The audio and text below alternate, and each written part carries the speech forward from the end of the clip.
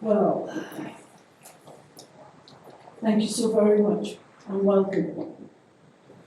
We appreciate your taking time this afternoon to join us. Myself and my colleagues, and I'll introduce them by their first names only because I believe in the invitation you have a biography of each of them. And I won't go through this, but it's very nice to see some old friends now, PhD students, and others, of course, and policy center colleagues as well, and any of the students joining us, welcome. It's a real pleasure to be presenting and having a discussion this afternoon on our book, which is here also for show and tell, Aftermath of War in Europe, the West versus the Global South, question mark. The title was meant to be provocative. The events of these days are not necessarily packaged in ribbons. There are no gifts for anyone. These are very, very difficult and sober times.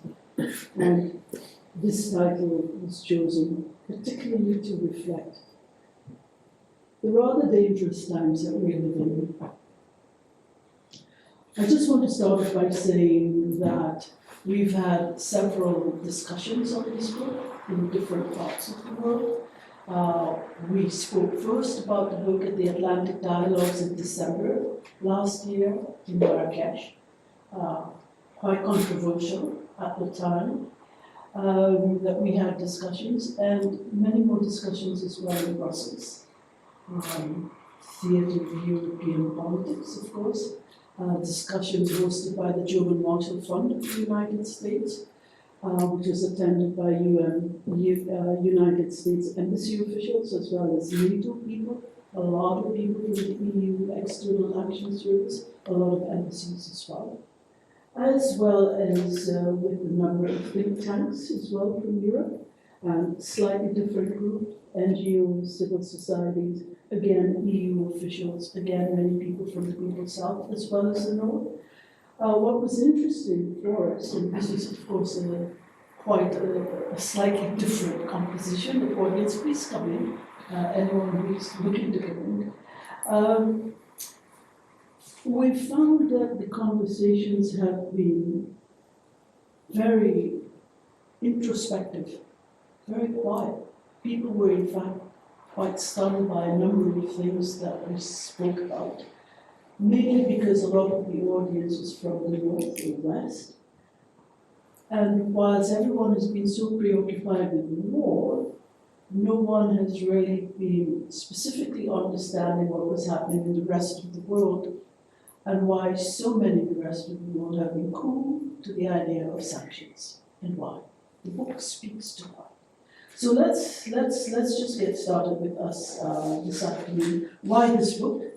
I must say that this book was inspired a bit by my visit here, not a bit, by my visit here in November 2021. I was teaching a class, I'm not quite sure which group I was teaching at that time, maybe it was you at that time. But already we had COVID. We were in the midst of, we had already had 1 full year of COVID. I had not been able to come to campus. Then 2021, we were opening and closing almost at the same time. And it was very clear that the world that we knew had sort of been upended. There was COVID. We saw disruptions around the world, the global supply chains. But we also saw other things happening as well. Countries, even in Europe, shutting their borders to each other as this invisible enemy, this other war that we were fighting, came in from nowhere. Okay, all right, there was a big debate, okay? President Trump was calling this virus the Chinese virus. There was a lot of backlash against this in places like the United States. But all states were really trying to come to terms with what was going on within their own borders, trying to shore up supplies that they had for their own use. Nobody was sharing anything.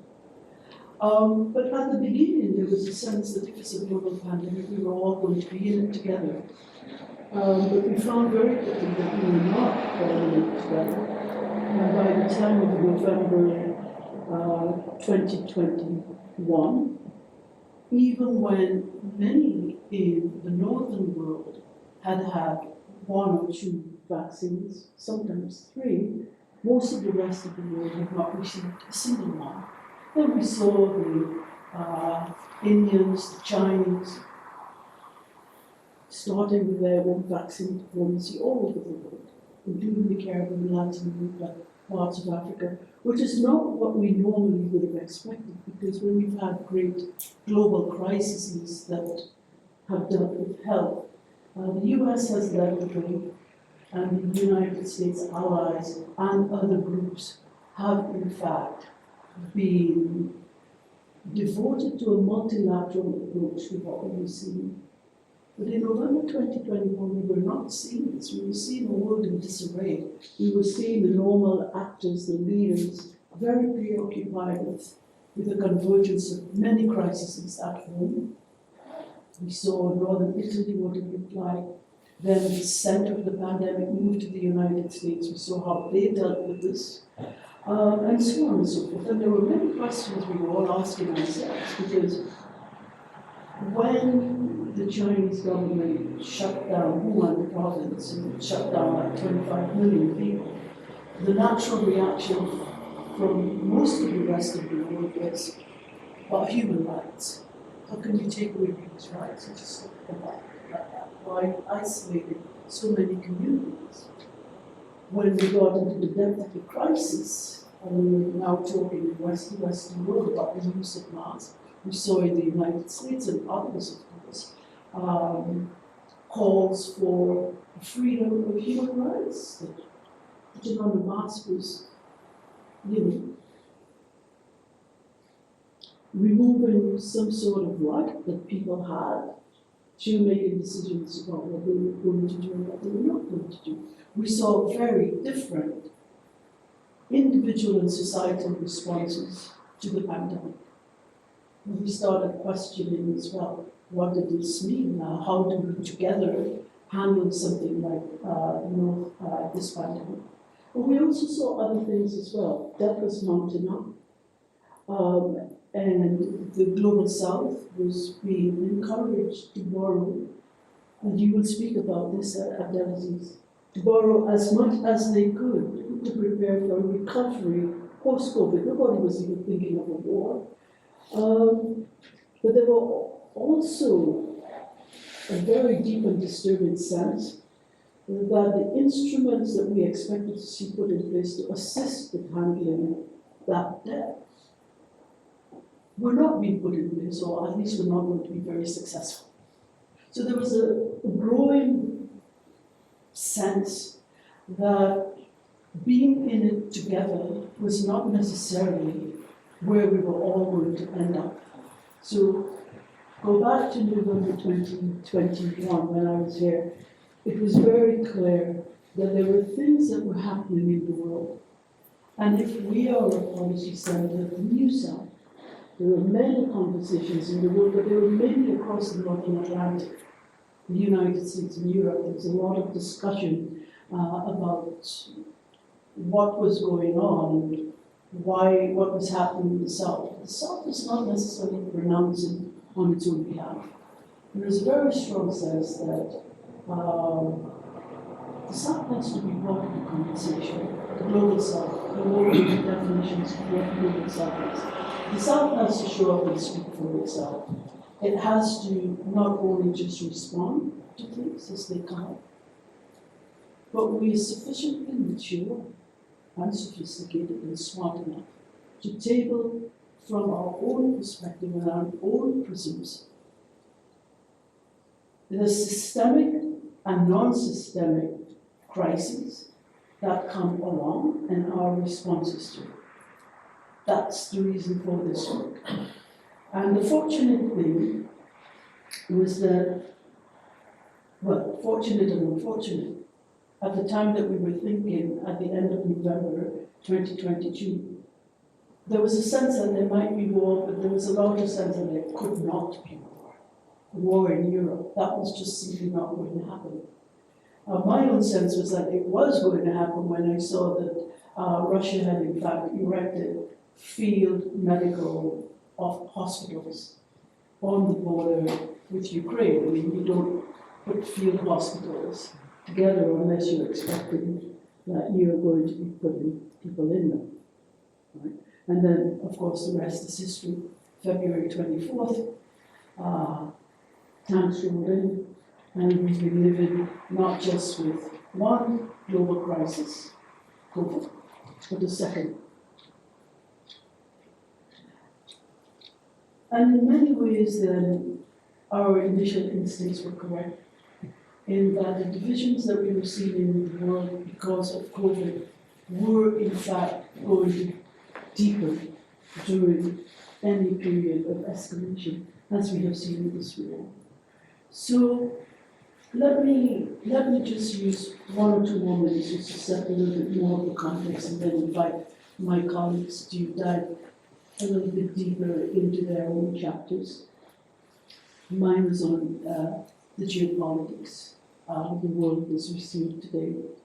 So we have a series of crises, the pandemic and the war, that have made this period perhaps the most consequential in our recent history, particularly since we take a look at the events that have happened since the end of the Cold War. Global power is at an inflection point, shifting and tilting from west to east, and a bit too, we should say, from north to south. Division, discord, disruption risk fragmenting the world into 2 very distinct blocks. We have a resurgent West. It wasn't more than a little over a year ago. We thought that the transatlantic relationship was at a low point. We saw the withdrawal of the Americans from Afghanistan. We saw the chaos that was unleashed. We saw the discord among the Europeans who were not quite sure what was going on. There had not been sufficient consultation with that, and they were left in the dark.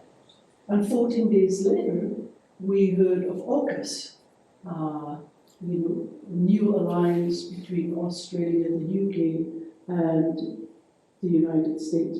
The day after, the EU had announced its own Indo-Pacific strategy, and they had no clue. This is all among allies.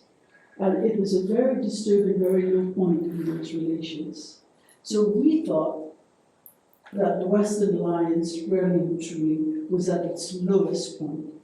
What we see now, however, is a resurgence of this alliance, much more so than just a resurgence. And certainly I could imagine that President Putin, in considering his window of opportunity to move into Ukraine, his miscalculation, the West also has engaged in some miscalculations as well. But Putin's miscalculation certainly was that he was not going to be facing NATO in anything but name at this particular moment. Each of these blocs have their own interests. Each of these interests are very, very complex, but right now we're seeing the relations between those various blocs at a point where we can say that those interests are diverging and divergent. What we do know is that the Global South has been disproportionately affected by both of those crises. And just a couple of quick numbers before our colleagues dive down a little bit deeper.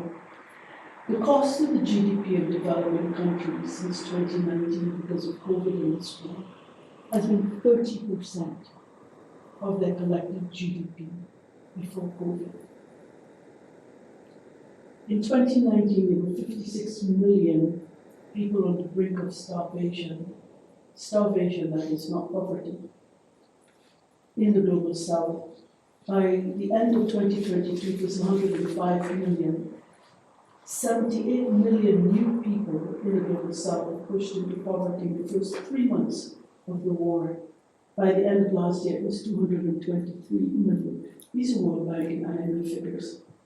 So we have inflation, energy, food, my colleagues will talk about that, political instability. We saw what was happening in Sri Lanka. We've seen what is happening around the world, including very much so in this particular continent.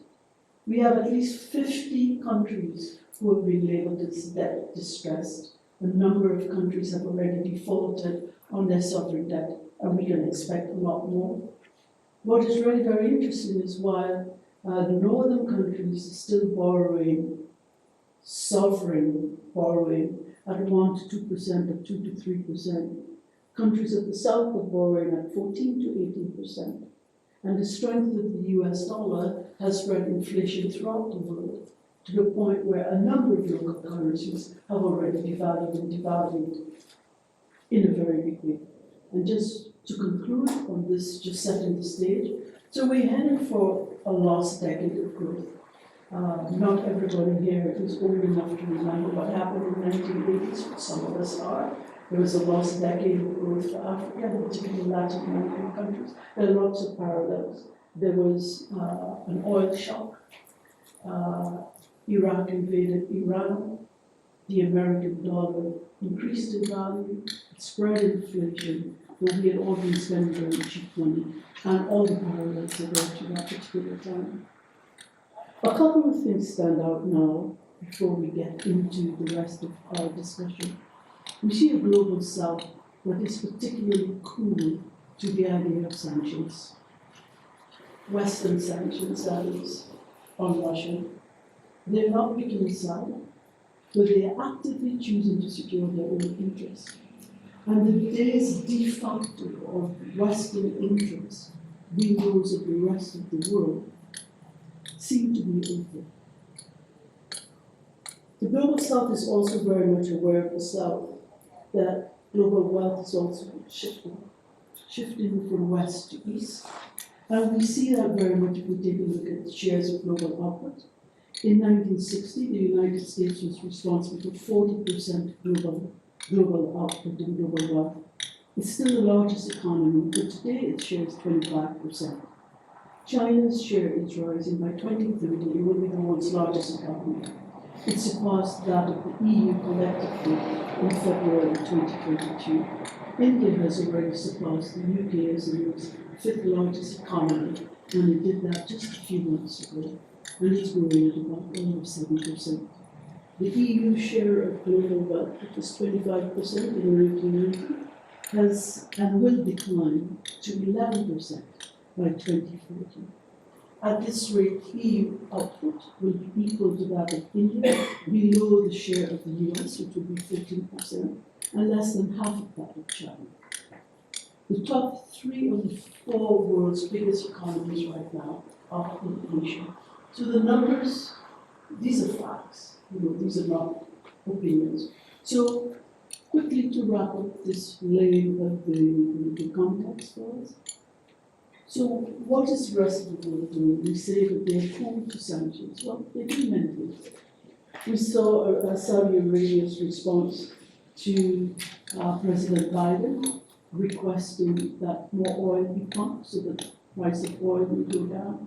Well, that didn't last. We saw Saudis instead going to Russia and going to China.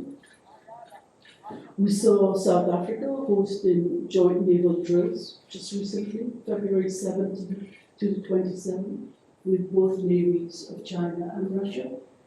And the Minister of Foreign Affairs says this is a natural expression of what friends do to each other.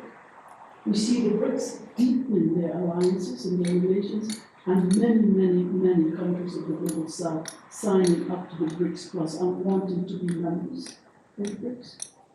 We see the Shanghai Cooperation Organization School deepening the alliance not only within Central Asia, but also with Arab countries, Egypt. Turkey is a NATO member state, but Turkey is on the list for full membership. We see new institutions and banks being built. We see new trade routes being built. We see these countries agreeing to trade with each other in their own currency and use cross-border payment systems which are not SWIFT. So there are many things happening. With all of this silence on the issue of sanctions, countries of the global south are not just sitting by. They are actively acting on their own interest, because they see very much that they must. So, having set this sort of stage for both the engagement with you and my colleagues, allow me to first start with RIM. RIM's chapter in our book is very, very, very interesting one on the issue of the politics of energy. What's interesting about it is that Wim is very much an economist, but she wrote a brilliantly political piece on energy itself. Rim, so starting with you, given these crises, what are the implications for energy security? And now, of course, there's this big issue of transition in the North South. Thank you. Over to you, please. Thank you very much for your kind introduction. So first of all, I'd like to express how delighted I was to be part in this book project, so it has been truly enriching experience. Now, going back to your question, I'll try to be as concise and short as possible given the complexity of the issue, and I will focus mainly on Africa. So, as I mentioned, as an economist, I tend to view things or to analyze things from an economics perspective, and the challenge was to include this geopolitical view into this chapter. So maybe for now, to spark the discussion, I will focus on the economic side, and then during the Q&A, I can elaborate more. So, as you know, today, the global energy system has witnessed a profound transformation in the past few decades that was driven by the urgent need to reduce carbon emission.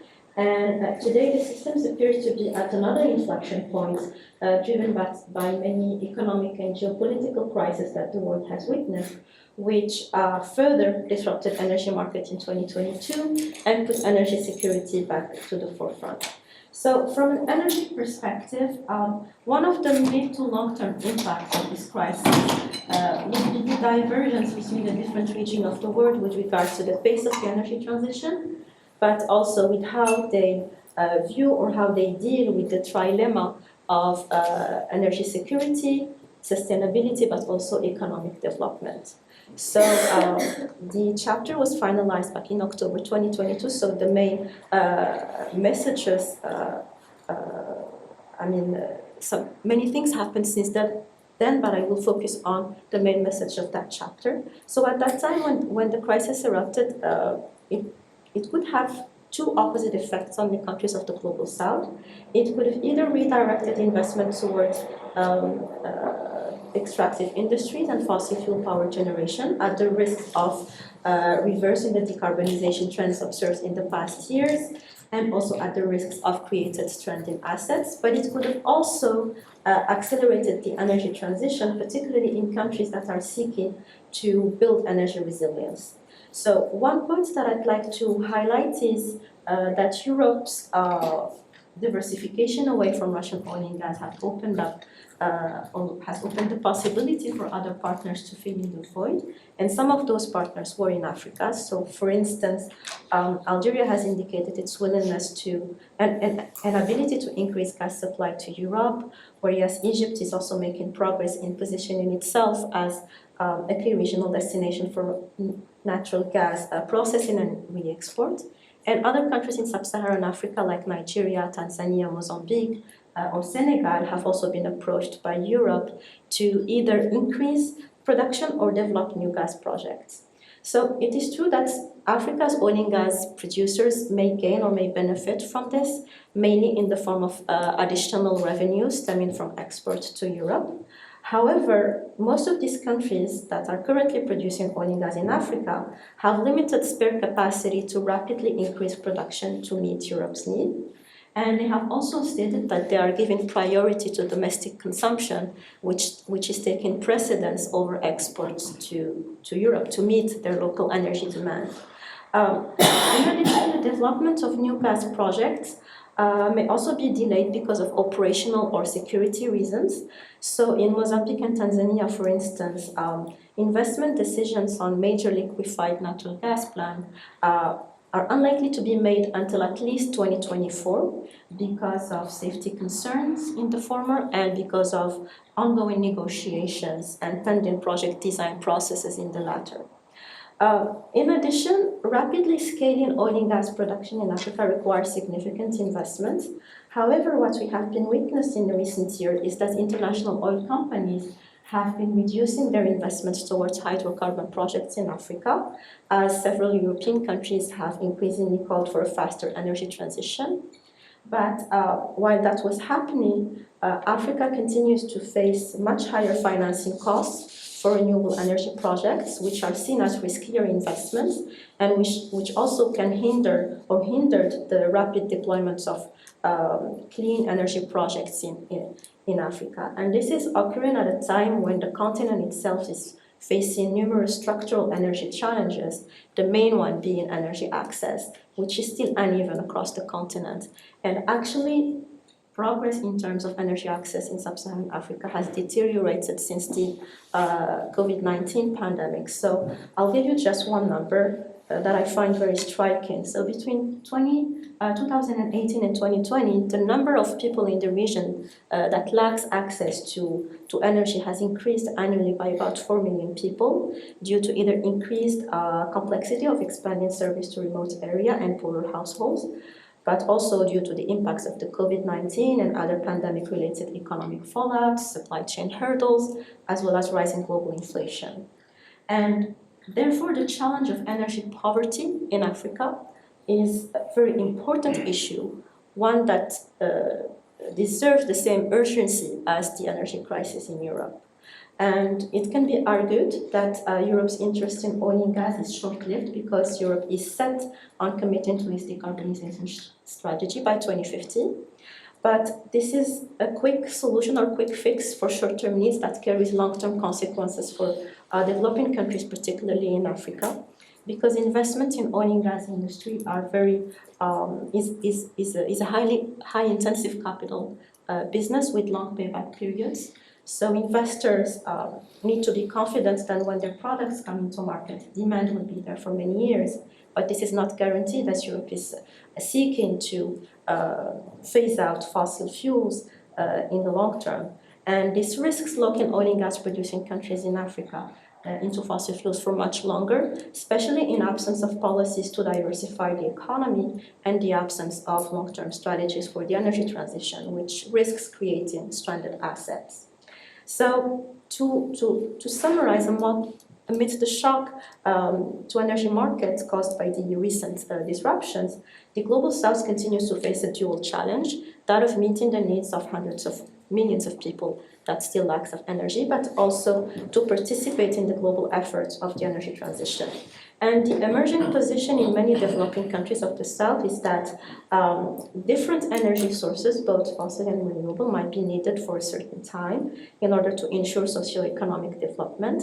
This doesn't negate the urgency of the energy transition, but as it says in the name, it's a transition, so it takes time, it's not a shift. So this would imply the coexistence of various sources of energy in the short term, at least until the structures to drive the transition are available. And the time this will take depends on various country-specific factors. So here we're talking about broad figures and broad conclusions, but there are various disparities among countries in the South and in Africa. And the second point is that the energy transition in developing countries will also depend on the level of financing that can be mobilized to embark or accelerate this transition. So at the same time, countries in the Global South, and particularly in Africa, have great potential for cooperation in terms of energy and energy transition, because numerous countries are rich, for instance, in critical minerals which are needed for the energy transition. So I can think of, for instance, cobalt in the Republic Democratic of Congo, which holds one of the biggest reserves and is responsible of about 70% of the production of cobalt, but as well as manganese in South Africa and so forth. Many countries have also gained expertise in terms of the development of solar and wind technologies, as well as have great potential for the development of green hydrogen or other derivatives, such as Morocco and Egypt, which is also, by the way, a cornerstone of the EU's repower strategy. So countries of the Global South, I think that, and particularly in Africa, since we are in Morocco, can be key energy players in the future, but provided they address several really remaining issues that can be bottlenecks for the energy transition if not dealt with. And among these issues, I can cite reducing costs, building sufficient infrastructures, but also ensuring government support, as well as the right institutional policy framework and regulation, as well as political will and stability. So maybe I'll stop here, and I'll be happy to elaborate further during the discussion. Thank you so very much. What I'm going to propose is that my colleagues each make an initial statement or statements to you, and then we'll open it up for Q&A and conversation with you. Abdelaziz, that is a huge, huge thing facing all countries of the global south in particular.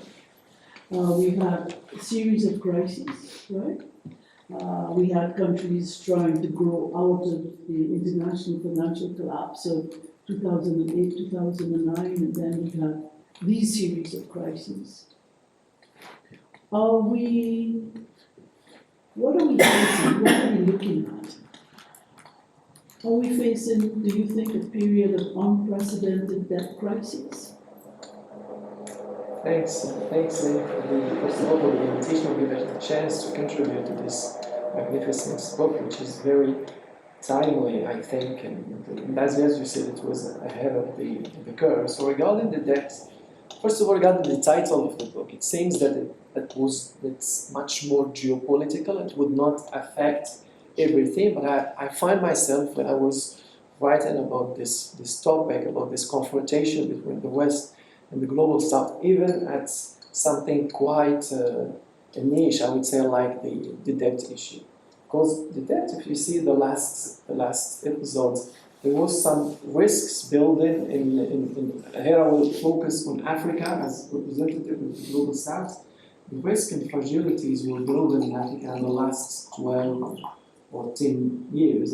It started with the collapse in the commodity market in 2014, and before that, as you said, in the global financial crisis. So risks were starting to build up. Some, let's say, laxity in the management of macro and African countries were also characteristics of the macro management in the country. And then we had the COVID shock and war. So all this compounded crisis environment has led to some very substantial increase in debt, also the willingness of country to rebound from the COVID crisis, that they have been growing massively at the international level, even at the domestic level, to in a sort shield the economy from having those kind of long-term and scares on the capacity, on the productive capacity of the economy. So public finances was a kind of shield and this safety cushion to prevent the economy from entering from a new, I would say, lost decade. So that was in the mindset of the policymakers in the region. But the context, as you said, was extremely challenging in a sense that financial conditions were starting to tighten. As you said, currencies were depreciating. So there was much of pressure over public finances in these countries from one side. From the other side, and this is one of the legacies of the COVID, is that citizens was quite demanding for this welfare state. So they were asking for much more involvement of the states at every level of the economy, mainly when it comes to education and health. So those are the two sectors where citizens were quite demanding. So actually, public policymakers were trying to find this balance between ensuring much more stability, macro stability, but at the same time responding to the requests and demand by the citizens. So, and then this debt issue came at the front of the economic issues confronting the region, which has made it even more difficult is that some structural shifts that we have witnessed in the last decade, and I'll explain myself in the period pre-HIPEC, the only lenders that were quite exposed to debt in Africa, or generally in the global south, were bilateral lenders and multilateral lenders. But, which is a good signals, Africa was starting to become much more visible at the international level with some structural reforms, mainly when it comes to governance, micromanagement, transparency also. So they had also kind of a cycle where they recorded a very favorable growth. So Africa was visible at the international level, and foreign investors were starting to get interested in investing in Africa as an asset. So they were considering Africa as an asset, a favorable one, and a time where liquidity, or we had witnessed what we call the liquidity glut, in which liquidity was quite abundant at the international level, so they were seeking to diversify their portfolio, and Africa was quite interesting options with returns quite high compared to developed countries. So they were investing in Africa, they were lending to Africans, and then when the problem came, when the issues came in terms of restructuring debt and dealing with this issue, they had to face a very major problem, which is that the private sector were not organized around one community. So it was quite difficult to put all the private sector around the table with bilateral lenders and multilateral lenders in order to find a solution for the problem, which was not the case in the hyper period, because there were just international institutions and some countries around the table discussing all the options. They could find a solution in order to overcome this issue. So now, with the private sector being involved, it was quite difficult to find a way in order to overcome this problem. So African country had to face the solution. International institutions had also to face the solution, to come out with a way in order to allow Africans to focus on much more on priorities that would affect the life of the citizens and the long-term trend of the economy. So the reaction in this, responding to this from the international community, let's say it was swift but not quite adapted. And I'll explain why. Swift, in a sense, if we take, for example, the International Monetary Fund or the World Bank, they have scaled up the resources, mobilized, they have put in place some lending facilities to all countries affected by the COVID and by the war also. They have put less conditionality in this, and there was some critics, especially by us from the global south, as all the credits provided by those institutionality were adjacent to very constraining conditions. This was not the case in this time. So in terms of the resources and the terms adjacent to these resources, they were quite flexible, let's say, with less conditionality. But the system, how it has been engineered, did not allow much more adaptability, much more flexibility, in the sense that the private sector was not involved. Private foreign lenders were not involved in this initiative. With the example, which is the SSI, which is the debt suspension initiative, that was quite a failure. Why? Because private sector was not involved. Only the public sectors and bilateral, as I said, multilateral lenders were involved in this initiative. So they decided to pause the debt repayments for developing countries, but the private sector was not involved. So the public sector, so Africans, in order of instead of repaying debts to the public sector, to the public and the private lenders, they had this opportunity to pose it only on bilaterals, but not on the private sector. So the private sector was actually profiting from this, as he was ensured that he will get paid in this situation. So Africans have to deal with this. International community also had to deal with this.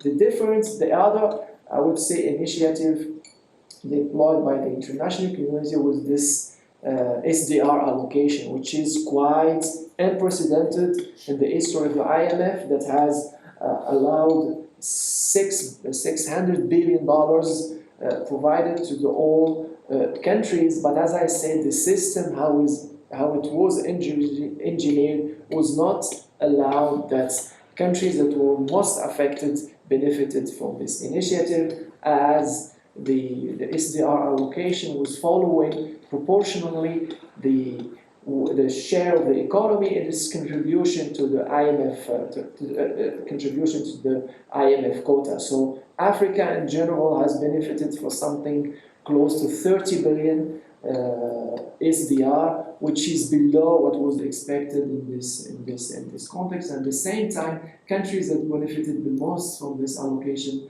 were developed countries. So you see the system, how it is engineered in terms of the different initiatives regarding the suspension of debt, where the private sector was not involved. The IMF SDR allocation did not provide enough resources to the countries that were most affected, while the most of the share was directed toward developed countries. So this is one of the things that we have noticed during this study, and I think part of the solution can be related to this reform of the whole institution, mainly the Bretton Woods institution, that should include something like this. And actually, countries like China or India are pushing toward much more reform in this end. But I think part of the responsibility also rests on us, on Africans, in terms of the management. There are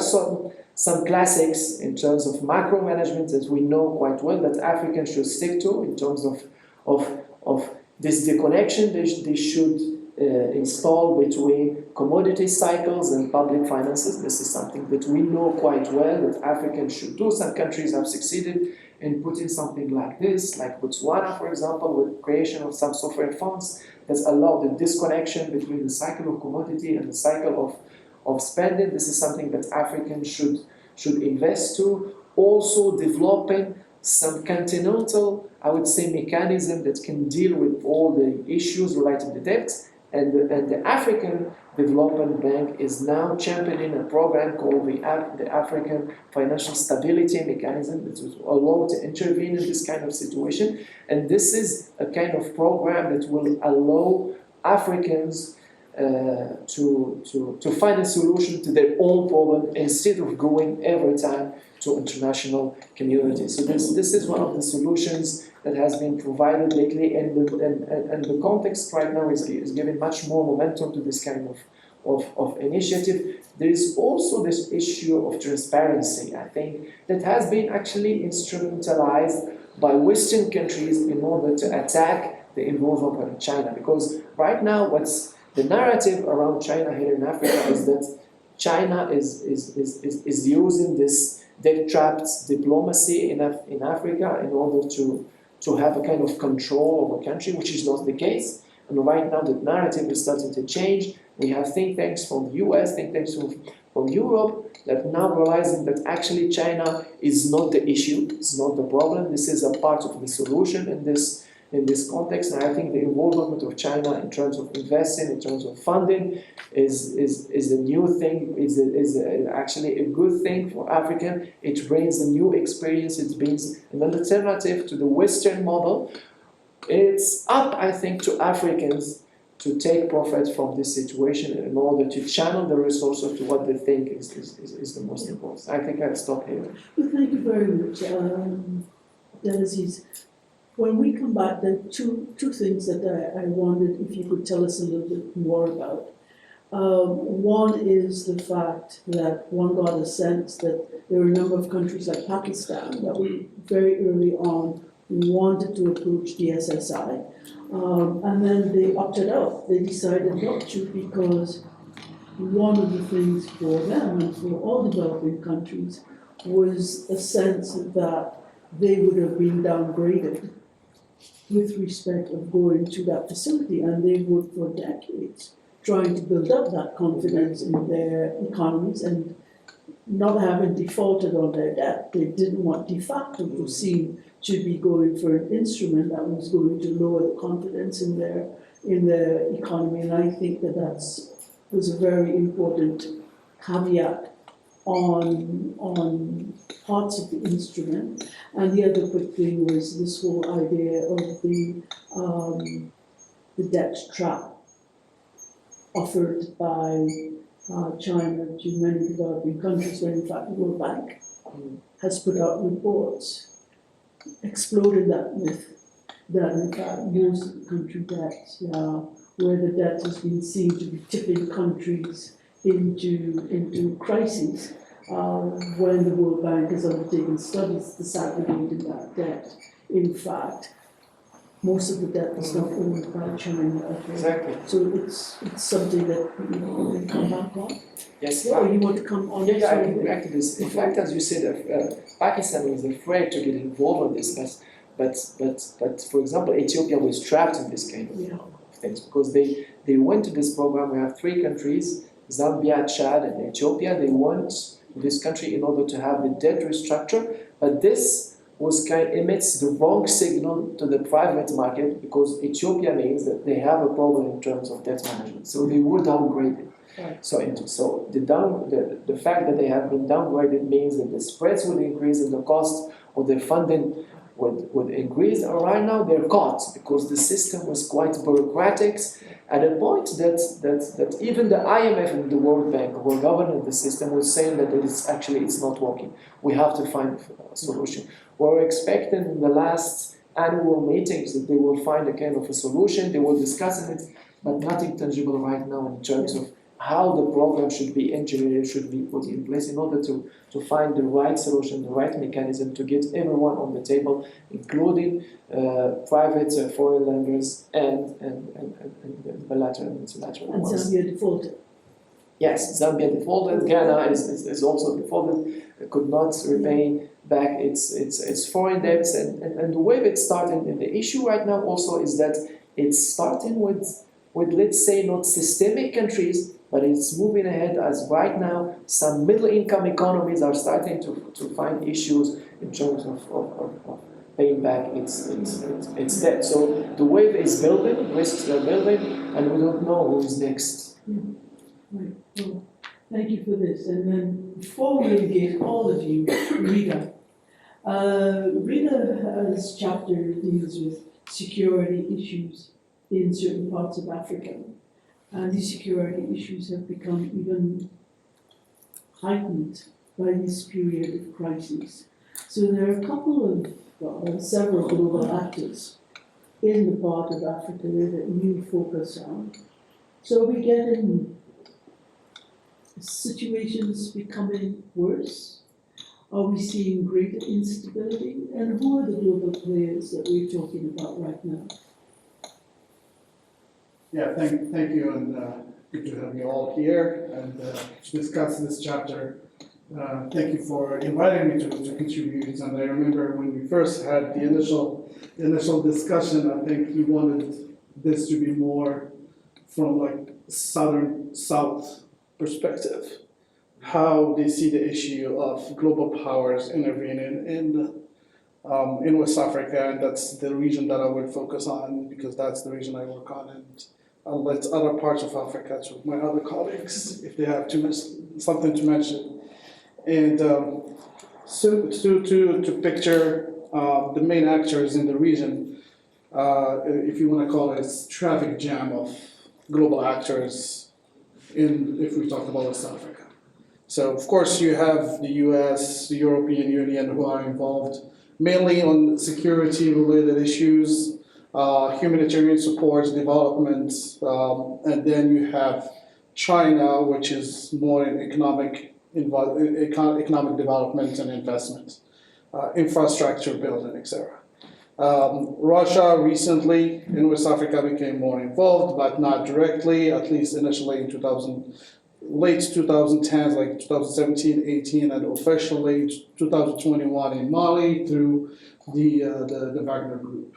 They're more involved in security-related issues to support currently just Malian forces to fight extremist groups operating in the country. You have Turkey as well, increased its presence, mainly also in economic development, infrastructure building developments, and as well as military support. They have also been selling drones to Niger, recently also to Benin. So their involvement related to two issues, military as well as infrastructure. Who else is there?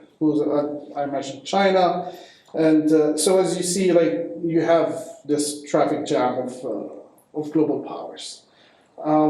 The way we see it, at least from the south, their engagement is more of a reaction, more of an opportunity, and sometimes threat. So like China, it's more of an opportunity, development, investment, economic development, and then Russia also is an opportunity. Russia saw this decline of the French, the perception towards the French has been in decline. It's an opportunity. You have a military regime who doesn't really, I wouldn't say doesn't care, but it just, democracy, human rights, it's in their least concerns. So that was an opportunity for them. Turkey is also an opportunity to sell their newly developed equipment, drones. So they have been selling drones to West African countries.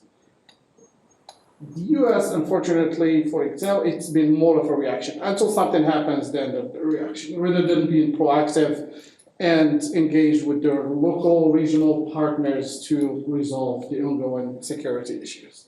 The US in 2013-14 kind of like stepped back, let France take over, take the lead, until recently with the Russian increased presence, then they showed more interest, more concern. So it's more of a threat to them, more of their prestige, of promoting their democracy, etc. And that's why we see, I think it's today or tomorrow, I think the first ever, the head of security, the Secretary of the Department of State Department has visited Niger. And Niger is home to like one of the largest bases of the US in Africa. It's hosting one of its military bases. Also is home to, I think, approximately 1,000 US troops. So compared to other countries in the region, it's one of the highest. So this is their first visit. Why? It's because they see the relationship with Mali and Burkina Faso. It's kind of hitting, hitting the bottom. So they're kind of like looking at who should we work with, continue to maintain this influence in the region. France as well, I think as you know, they have been told to leave Mali, to leave Burkina Faso. So for countries to make that decision, you have to ask the question, like what has happened? So what happened is that these nations, putting aside like all the problems that come with Russia, etc., and other actors, from their south perspective, saying we just what happened in the past 60 or 70 years since independence. So there is no visible development. There is no improvement in our economy, our infrastructure. So we don't see any improvements. So we need to look for alternatives, and to do that, it takes making bold decisions, such as looking for new actors, China, Russia, Turkey, etc. And they want to have that freedom to choose who to work with. But to go to your point of like the impact of this, if the situation got worse, if we look at the data of 2022, it has been the deadliest year in terms of casualties in West Africa. Armed groups continue to expand. Peace accords are in a shaky position to be canceled. Also, the other impact is, if we talk about the Ukraine war, also like we talk about priorities, before the Ukraine war, the US pledged certain budgets towards West Africa. Once the Ukraine war started, part of that budget has been allocated to Ukraine. So that has had an impact. What does do also like this global powers fighting in West Africa, not fighting, but this competition, it creates division among different the different political parties, for example. So instead of trying to unify different parties within the country, a country that is facing a lot of instability. So they need that unity, but now we see more division. Some parties want to work with Russia, others want to work with France, others want to work with the US. So you can see this division, and it's not helping at all. And who's benefiting? Of course, the armed actors, the bad guys, because they're benefiting from this instability, political instability. And if we say, and Russia claims to be helping the Malian, for example, the Malian forces, but the problem in Mali is not just around the capital. It's not around just central Mali where the Malians and the Russians are operating jointly. The problem is extended all the way to the north. That's where the problem initially started in 2012, or we go back to other decades.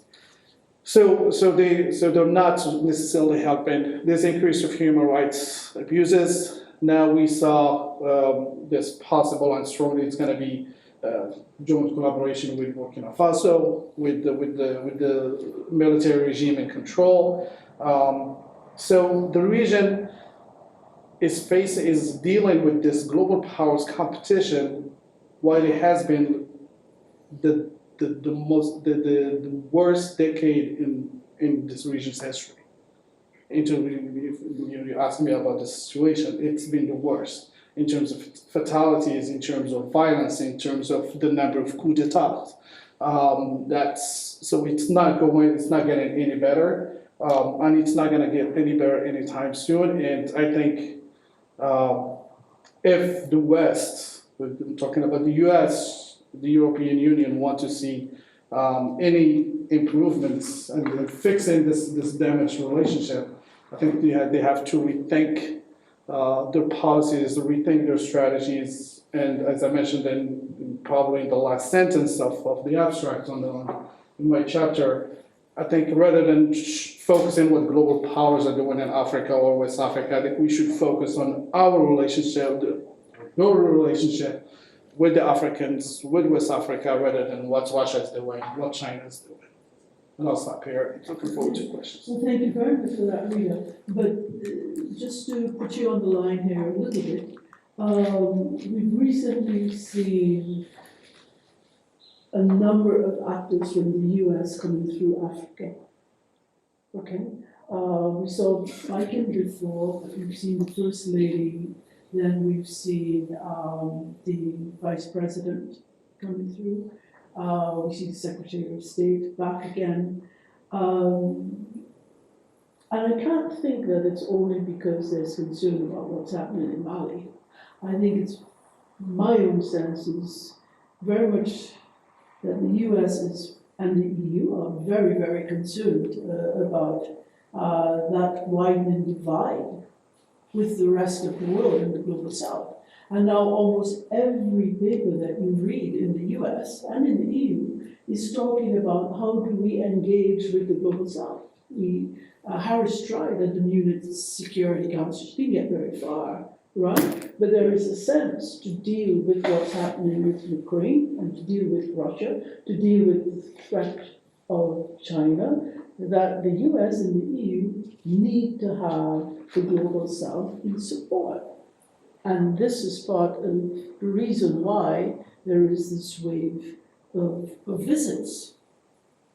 Yeah, and if we look at U.S. strategy in the 60s, the 70s, worldwide, how they promoted their democracy, promoted human rights, their culture, etc. It's, this is just one example, and I think I'm going to use the metaphor of, the Peace Corps volunteers. Yeah. But when you look at this is just one initiative. Now they cannot do that in a lot of parts, other troubled, a lot of troubled countries in Africa at least, because of security situation. So they are losing that access. If you're familiar with the Peace Corps volunteers, where they go, where they live, where they assist, it's in areas that are not in the capital, not in well-known cities. They go into the most rural, remote areas of the countries.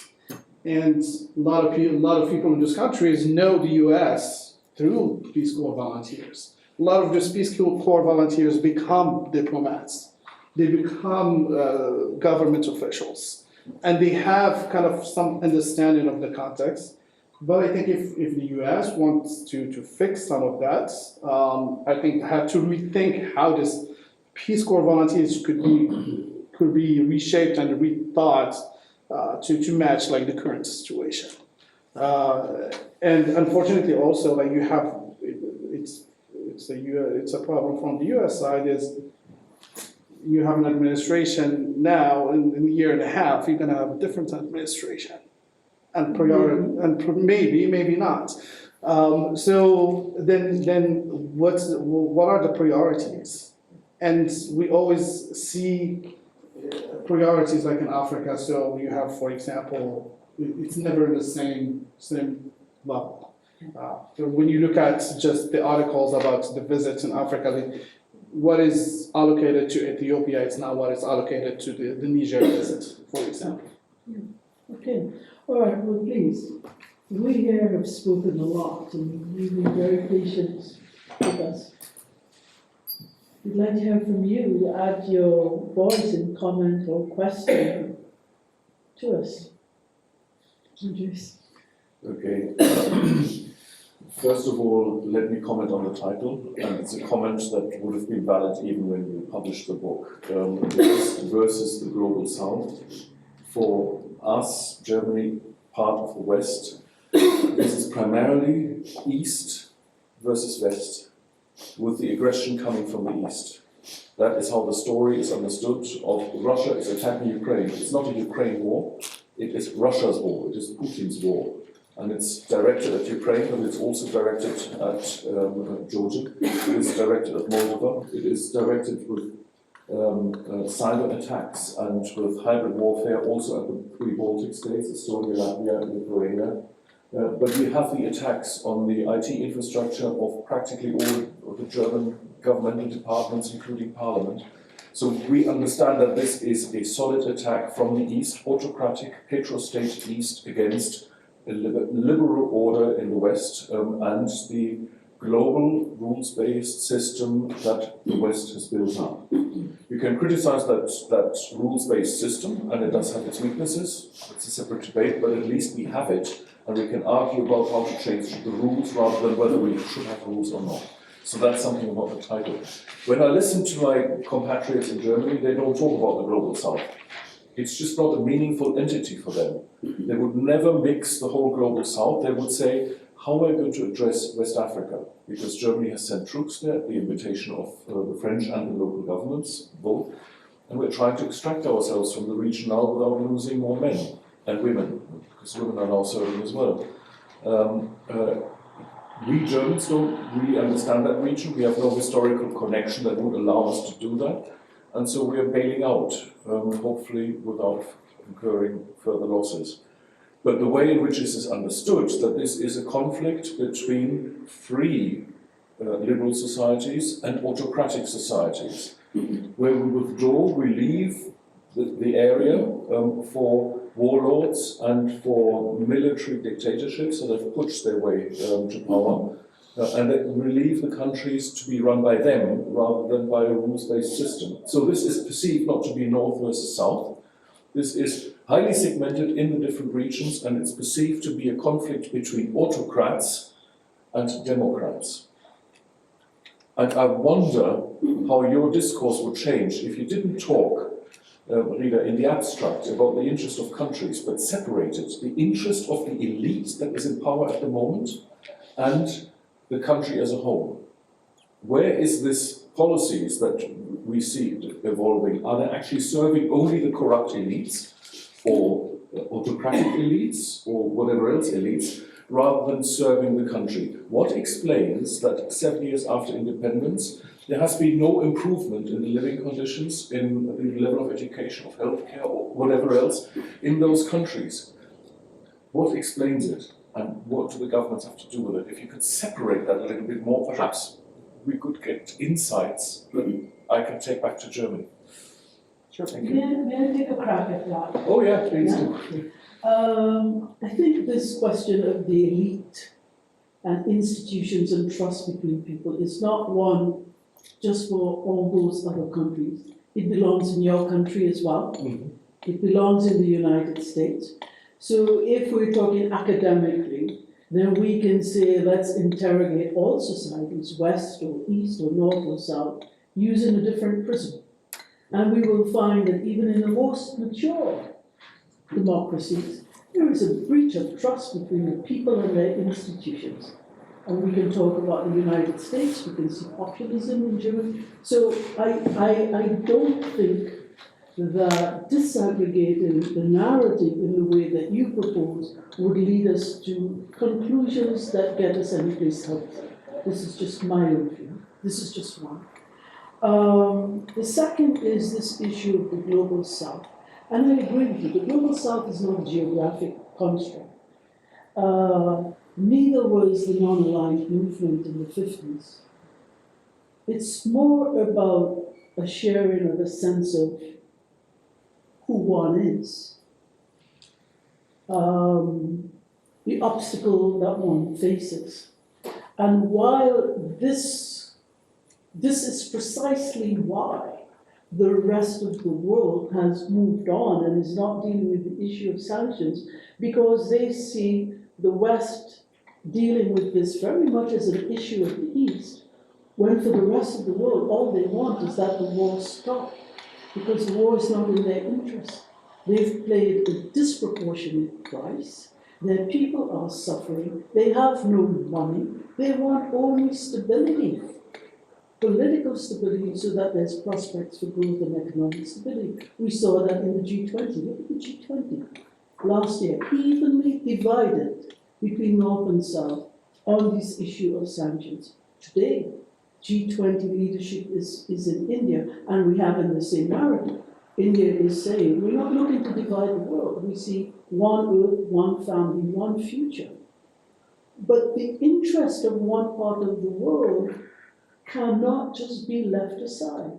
And the interest of one part of the world should not mean de facto that certain people in the world are meant to be poor forever. So when does the conversation change?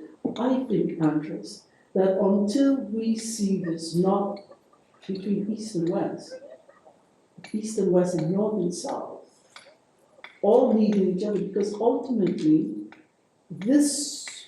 however we cut it, it's affecting all countries in the world and all regions in the world.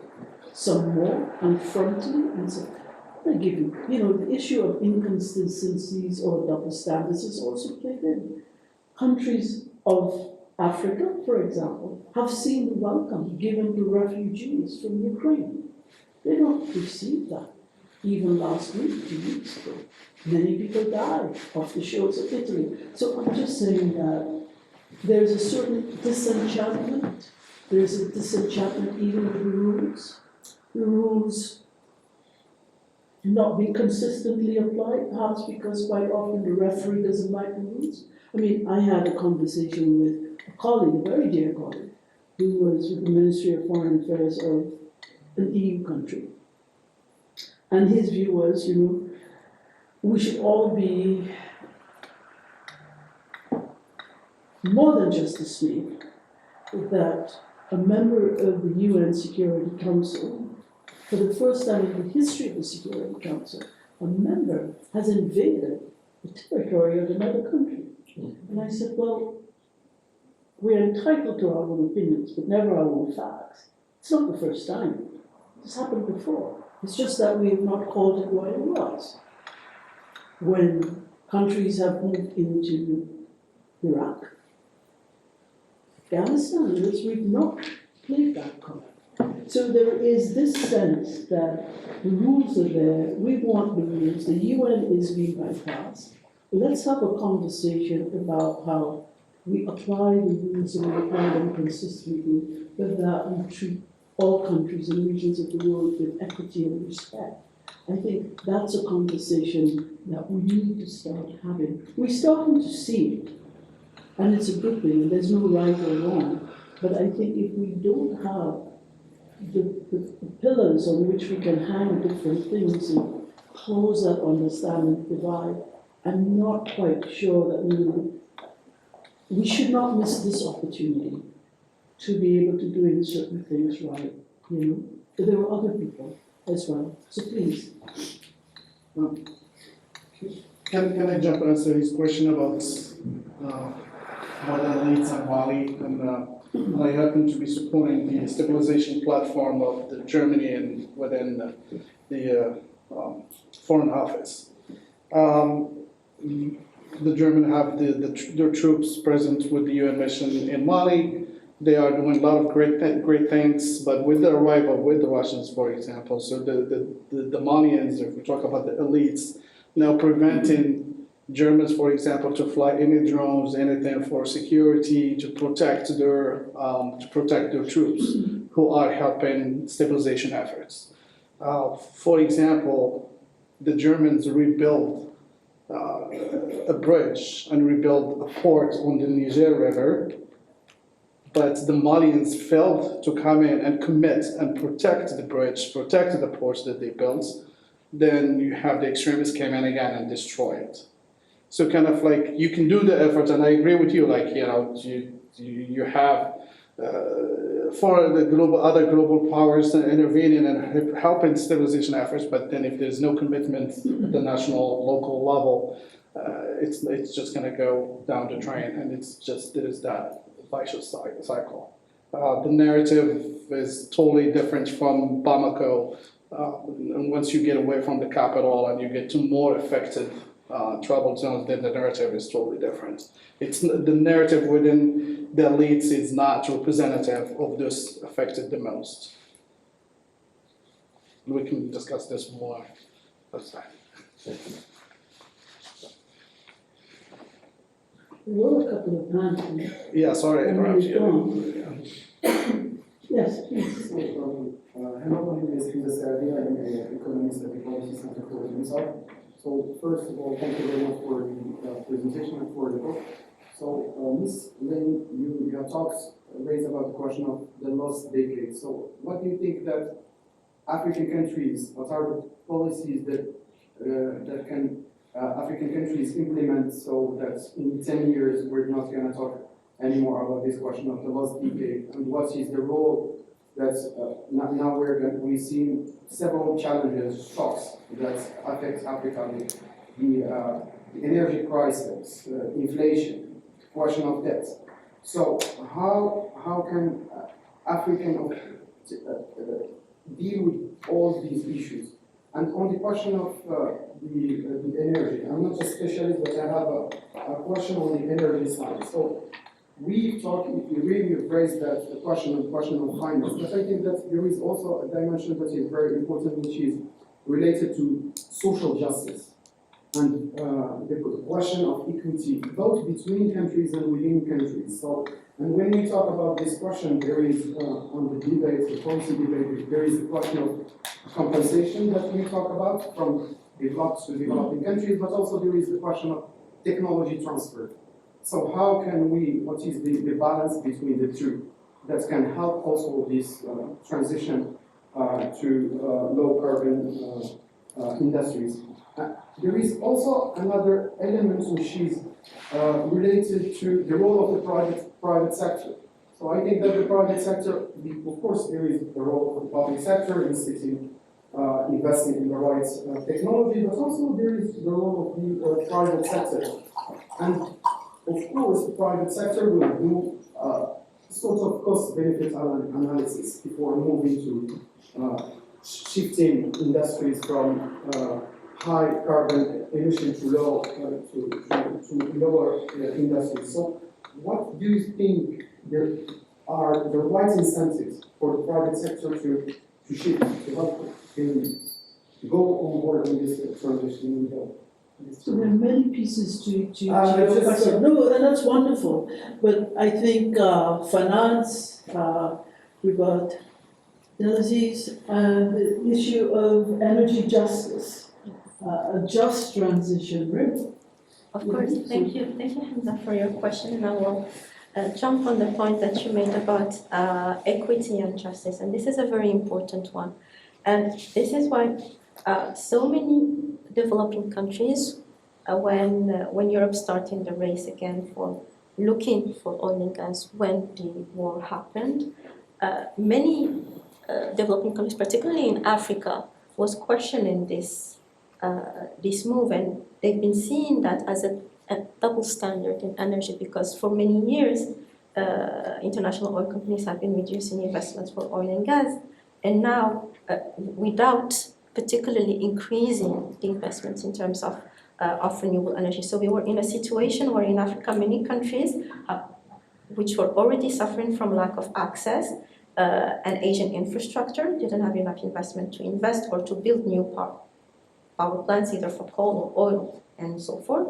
And at the same time, they didn't have operational renewable energy power plants to replace these fossil fuels. So this actually raises the question of the pace of energy transition. Should developing countries follow the same pace of energy transition as developed countries? Because the discourse that have been felt from the developing world is that the advanced countries are leading the way in terms of decarbonization, in terms of energy transition, and they are pushing the developing countries to follow the same pace.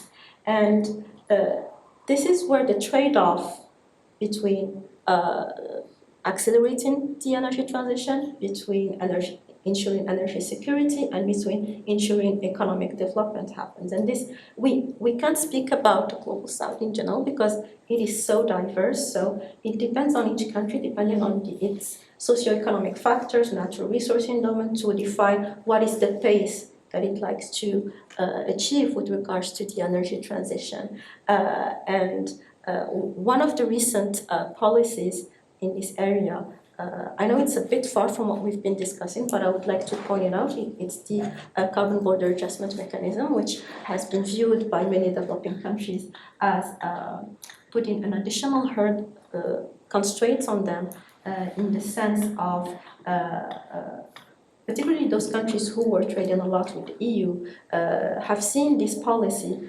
as another restriction for trade, for integration, and they have questioned its compliance with the Paris Agreement because within the Paris Agreement there is this principle of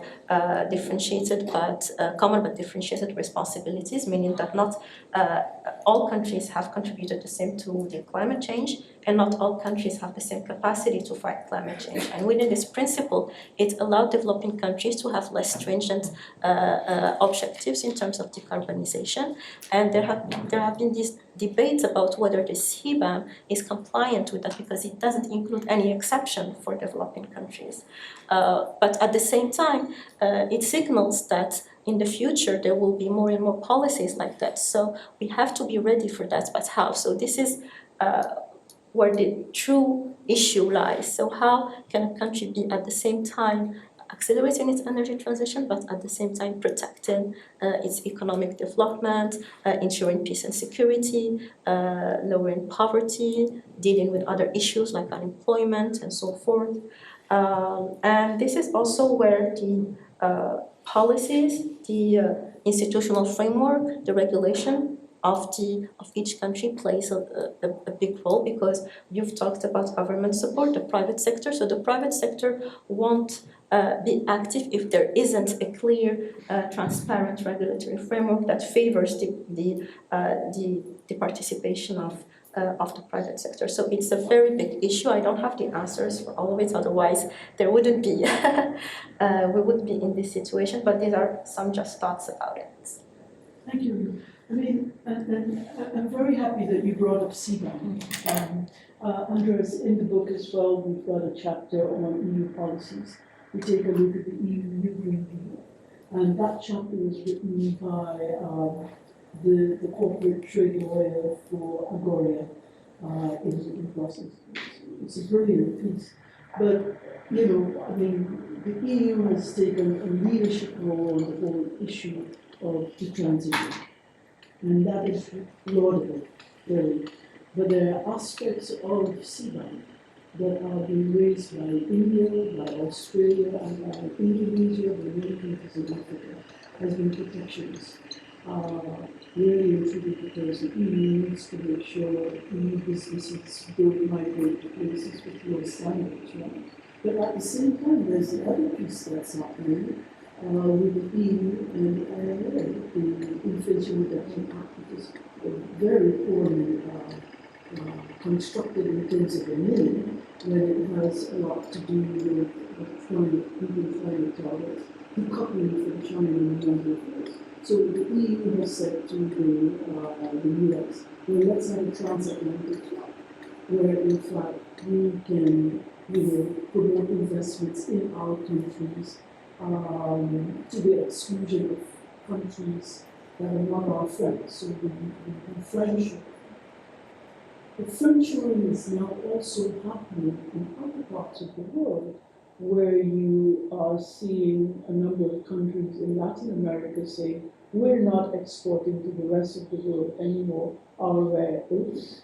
We will value add and we will establish a cartel in Latin America along the lines of OPEC. And a number of countries are doing that as well. Imagine, this is not a conversation for us about globalization and trade, but imagine what that adds in terms of disruption, further disruption to globalization as we've known it, which for years has, because of the Western system of democracy, open trade, free markets, has raised prosperity, not equally, but this benefited everybody. And now we're saying, don't open your borders, close them, let's just deal with friends. Or let's see local for local, region for region. The world as we know it in so many ways is disrupted. But I needed to, there are questions about finance. Yeah, so when it comes to the finance, actually when we were writing the chapter, me and my colleague, in the way we were criticizing the system, we were afraid that one of the messages that would slide in the paper is that actually we are revoking the system as it is at international, which is not the case. I think the system should be reformed in a way to find a way to adapt to the new context. And at the same time, I think African countries and global southern countries would not be able to close the gap, if we take the example of the infrastructure, without relying on international resources. So the international resources, the private sector, I think Africa still needs those resources in order to invest in the fund. It's to move ahead and to converge to the international level. So this is something very important, I think. The way it's the problem, it's not actually the debt itself, but the way resources are being expanded. Here I join Mr. Andreas on the need that African countries should put in place the right institutions in order to avoid this kind of problem. So the funding also, I think Africans should come up with some solution. We have some successes, cases at the international level. And one of them is that reliance over the diaspora. This is something I think that is missing for the case of Africa, and even for the case of Morocco. We have a large diaspora at the international level. It is helping the economy, the African economy, through remittances, through investments, through tourism. But I think we should scale up this relation with them through much more profound I think, vehicles in order to channel better their resources. And I think one of the things that has been used in other countries, this diaspora bonds that could serve this country. So this is sleeping resources that Africans are not quietly and well used in this context. Other things is that to reduce this reliance over external resources. As at domestic level, we have the savings, the domestic savings that we're not using. We don't have a very developed financial markets that would allow this optimal reallocation of resources. So this is something that we need. We still majorly relying over the banking sector, which is doing some good job, but still we need some financial resources, some financial market that would allow a direct reallocation of resources and would complement the role of the banking sector. So I think the diaspora channel could be one thing we could tap on. The financial markets, also domestic financial market, developing domestic financial market. I think Morocco has an experience to share in this, as we have one of the most developed, let's say, the T-bills markets that allow the state to fund itself and to invest and this mechanism, domestic institution that would allow the optimal use of foreign finance. What about the untapped potential of the African continental free trade area?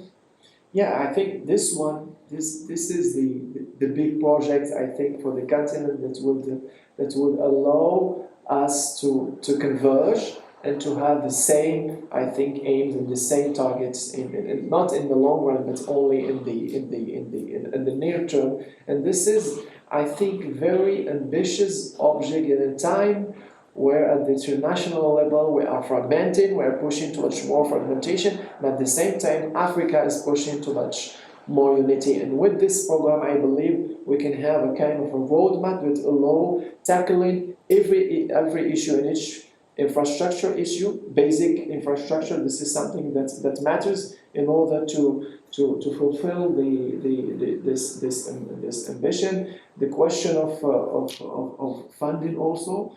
Africa can leverage and realize some scale economies when it comes to negotiating the international market in order to have the resources at affordable rates. So, as you said, this project could be a leverage for much more, I would say, integration that goes beyond the trade dimension or the economic dimension for the And you continent. have great partners. The EU has provided a lot of support to build in a lot of the institutional capacity that's required, because we've got all the regional economic communities that have been doing well, but they have internal barriers to trade across Africa, and the EU has been providing quite a lot by way of financing for building the institutions required, even to collect trade data. It will take some time, but it seems to me that would be a very important project as well for Africa. Please. I didn't get a chance to read actually the book yet. Congratulations for this publication. My question is about the different frameworks that global powers are offering to Africa. I'm thinking about Prosper Africa, the European one, Global Gateway Project, the European one, and the now Global Initiative, the Chinese one. Was it something that was deeply discussed in this contribution, as my perception, as they are constructed and seen as alternatives for each other? The Global Gateway Project is an alternative for the Delta Initiative Project. And what is your own perception about these frameworks that are proposed for the African continent? Do they help to reset new and old relationships and building a more equitable relationship between Africa and all the global powers? And what is your perception about these frameworks? Sorry, I missed part of what you said. Yeah, when it comes to these different options, this is something that we tackle within the paper when it comes to debt management. As you say, right now for Africa there are 2 or 3 initiatives. At the past, it was only China that was quite involved. Europeans and Americans were disengaging from the continent. But with this kind of this kind of project, I think that Africa would have the choice. It's up to Africans to put in place the right policy that would allow them to profit from this kind of initiative. So I think this is something that could profit for the continent. It's again up to Africans to find a way to combine all this, to put them at the table and to take not the best of them, but to find a way to grasp the benefits. I think that many of the countries in Africa, Latin America and other countries, other parts of the world that have decided, they're not east or west, they have added multipolarity. They're not the non-aligned of 1950s, but they share the same spirit, and in many ways they're the same groups, right? It's because they need to sit at every table where they're invited. They choose because they don't want to choose. Even Singapore, that's such a very important ally. Well, Singapore looks to the United States for security. Singapore has said publicly, don't ask us to choose. Our most important security partner is the United States, and that will never change. But we have an economy to take care of. And our most important economic partner is China. And plus, guess what? We're in China's backyard too, you know? So don't ask us to choose because we need everybody. And so all of these countries are not saying we want East or West. They're saying we need both. We need both. There is a possibility for Africa and the EU in a redefined partnership to be that bridge between North and South and East and West. You know, there are many ways and conversations that we can have going forward. But I don't think it's a divide. I don't think that countries of the global South, however we define them, are looking to choose. They want to do business with everybody because it's in their interest to do business with everybody. Okay, now we are a few minutes past our time. Yes, please. Just to rebound on the African free trade continental area, we've seen that one of the main obstacles is a certain political fragmentation in Africa. And this raises the question, do we need a political integration before achieving a successful economic integration, or this also applies to the global South? What do we need in order to prove ourselves as the global South in the global architecture of power? We don't. That's not my field to answer that. It's like maybe that's. I'm so sorry. We're not Do you need a hearing political engagements and partnership in order to have economic partnerships and I think in Africa. in an ideal world, yes, but it's extremely difficult to do it like this way. I think other examples have shown that we can start step by step, starting by something like the free trade agreement, and then we move toward more forms of integration. I think the European Union is the most successful example that we can take as a target. And we can do it like this. Even at this level, when it comes to liberalization of trade, Africa still facing different obstacles when it comes to, for example, to rule of origins, to non-tariff barriers, to these kinds of things that actually are very technical, but everything depends on the way negotiations are moving when it comes to these things. So I think that in terms of pedagogy, we should move step by step, liberalizing trade, and then we move to discuss something much more further like services and the free mobility of labor and capital, and then the regulation, maybe, I don't know, politically or in the long run. And if we're talking about cross-border also, like, trade, except that's what we're talking about. And then when you have, as the point I made earlier, you have countries choosing different partners.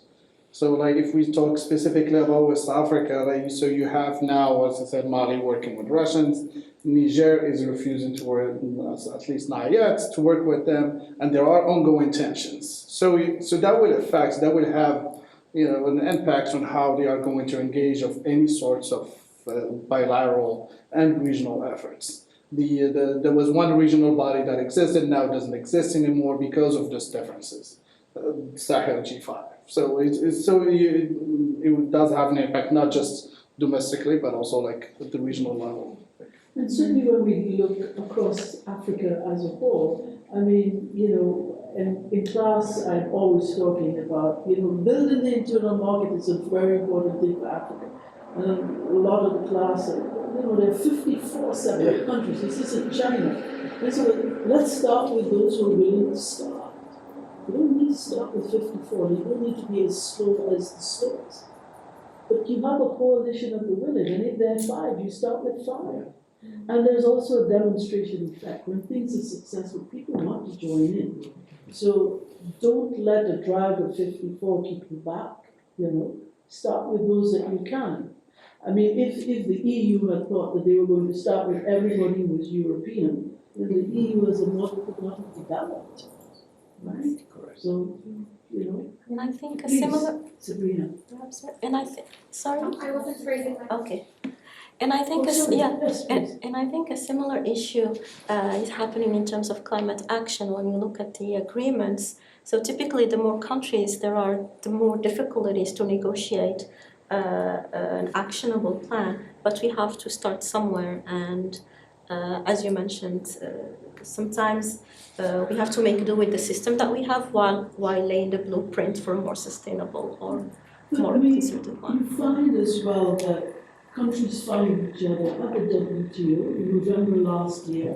The group, African group, with Cuba, an island, with India, a big country, got together and they put a communique talking about detailing WTO reform, detailing the steps that were required to provide support in times of COVID and war and debt and everything. So countries can find each other. And maybe it's not an all or nothing thing, but you can have coalitions, not alliances, but coalitions around themes. And those are not only just possible, they're viable and they can be successful as well. We don't need to think about traditional alliances in the way, in the way that we traditionally have thought about them. And in the North, alliances are serious things, usually because there's a perception of a threat, and it's about security. But we're finding that a lot of the alliances that we're talking about in the South are not so much traditional alliances in that they're not seeing a military intervention as a threat. The threats they're seeing are mainly internal, political unrest, economic disturbances because they can't pay debt and therefore there's a food crisis and an energy crisis. So I think that we need to be inventive as well and go with what we can go. Sabrina, you were trying to say something or ask something. Yes, I have a question about ensuring just and green transition in these developing countries. I was wondering, regarding the huge potential in carbon sequestration on the continent, and also all the renewable projects that can be put in place in this continent. I was just wondering, isn't the carbon offsets, the voluntary carbon offsets part of the global solution, especially in this continent when we see, for example, the African Carbon Market initiative that has been launched during COP27 and other initiatives and the rise of interest regarding this voluntary carbon offset and also the rise of prices that have been projected. Don't you think that these voluntary carbon markets can provide financial resources to invest in this net zero transition on developing countries or the global south in general? Thank you very much for your question. I mean, it can be part of the solution, but as we were mentioning, the challenge is that in Africa it's composed of 54 countries, and then it comprises countries that are energy exporters, oil and gas energy exporters, as well as countries that are importers of energy, like Morocco. So the solution will depend on the different countries, and perhaps I'll speak a little bit more about the case of Morocco since it is my area of interest. So as a net energy importer, Morocco has undertaken since a long time ago a national energy strategy that is focused on improving energy security by diversifying the energy mix. So the way to finance energy transition was to really use the government to implement national strategies aimed at deploying renewable energy, building national expertise, creating the institutional framework,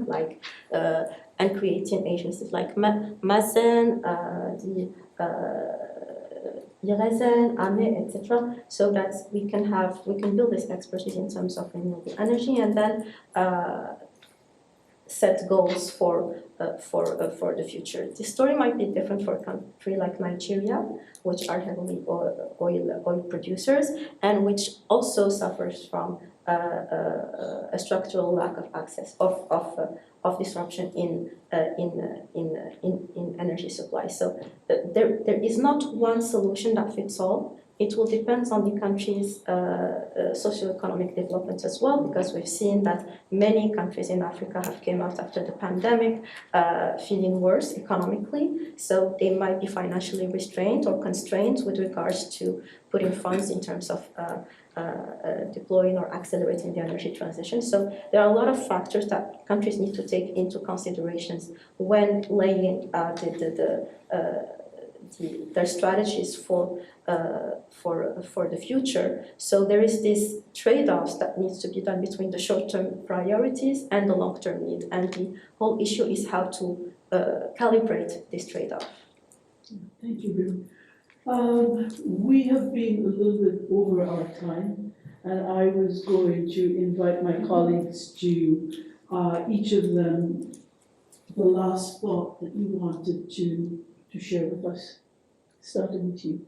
So maybe when it comes to here I focus on debt. When it comes to debt management, I think if there is one message I want to convey is that we've been through a very difficult and compounded crisis environment that requires a reset of economic policy, macroeconomic policy.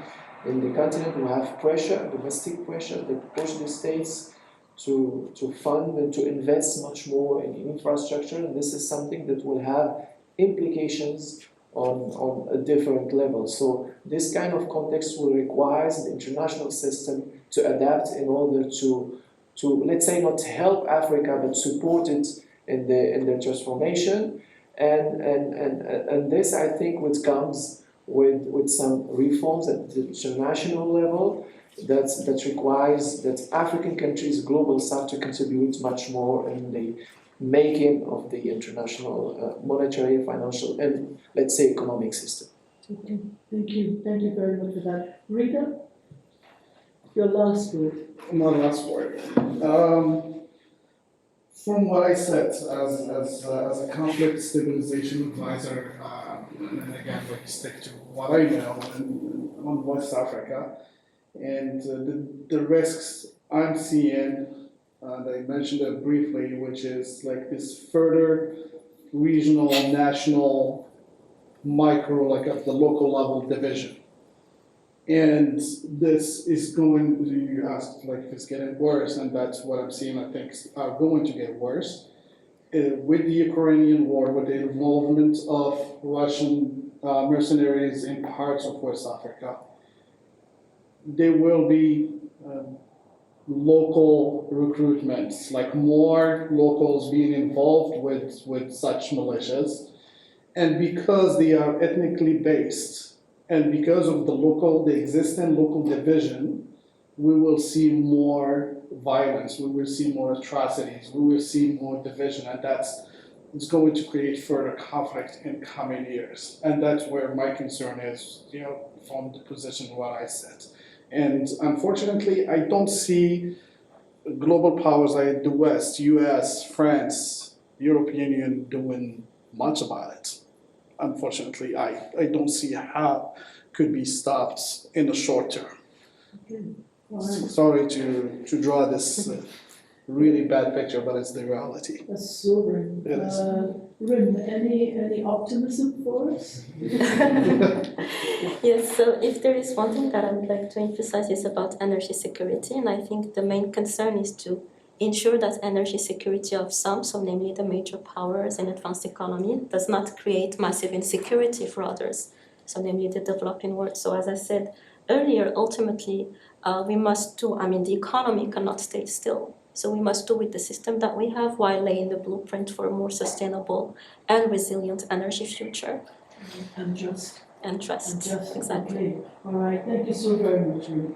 There you have it. There's so many questions. As we look in the future, we have a sense that the crisis is, we're living with COVID now, okay? But the war in Ukraine, it seems to be headed almost for a zero-sum game. I'm not quite sure how much longer it can go on, but we thought it would be over in a month last year. It's now at its first anniversary and it shows no sign of slowing down. But meanwhile, all different kinds of things are happening. There was this big thing about Chinese balloons a few weeks ago over the United States, and then they were taken down in the Atlantic. Yesterday we had a US drone being intercepted by Russian fighter jets, and the Russians said, well, we saw it collide with the sea. I mean, where is this going to go? I mean, it's precisely the sort of thing we didn't want to see between the Russians and the Americans yesterday, but at least it was a drone, it was unarmed, right? But mistakes are going to happen. And it's very easy to think that, I did not think so until recently, that, I thought the Third World War could never. I don't know, I'm not that sure anymore. But the one thing we can be sure of is that in the midst of all of this discordant times, the disruption, the fractious times, the one thing that we can all be certain of is that these very forces that are splintering us into different blocks are the very forces that affect us all, and in a sense are bringing us all together to find that solution. Because mediators need to come.